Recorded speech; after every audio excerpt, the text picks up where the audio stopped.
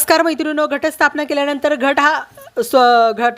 घटव्रत सोडायचा कधी आपण जाणून घेऊ. उपवास कधी सोडायचा आणि 1 सप्टेंबरला बुधवारी नवमी आहे. दुपारी किंवा संध्याकाळी भाजी भाकरीचा नैवेद्य दाखवून सोडू शकता. जर जमलं तर सायंकाळी देवीला पुरण पोळी वरण भाताचा नैवेद्य आईसाहेबांना दाखवू शकता. परड्या कशासाठी भरायचा? आपल्या घरात धनसंपदाची कधीही कमतरता भासत नाही.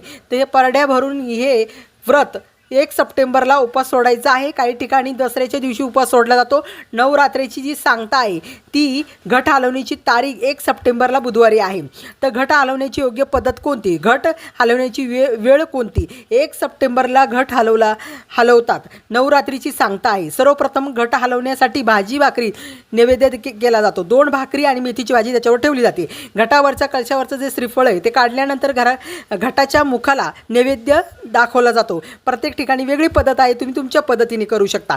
घटाचं नारळ चौरंगावर ठेवा. त्याला हळद कुंकू अक्षता अर्पण करा. लाल कपड्यात बांधून मुख्य दरवाजाला बांधायचं. जो घट आहे तो आपल्या पाण्यात विसर्जित करायचा आहे किंवा तुमच्या शेतामध्ये तुम्ही ती माती टाकू शकता किंवा कुंडीमध्ये माती टाकू शकताय. असं करा. आणि जे धान्य आहे ते स्त्रियांनी केसात लावायचे, पुरुषांनी टोपीच्या तुऱ्याला लावायचं.